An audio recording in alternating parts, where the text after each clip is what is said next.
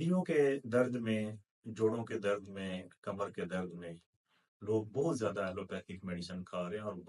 برس سے کھا رہے ہیں، جن کے سائیڈ ایفیکٹ ہیں ڈکلوفینک سوڈیم، ڈکلوفینک پوٹاشیم، پروکسیکم اور دیگر پین کلر ادویات،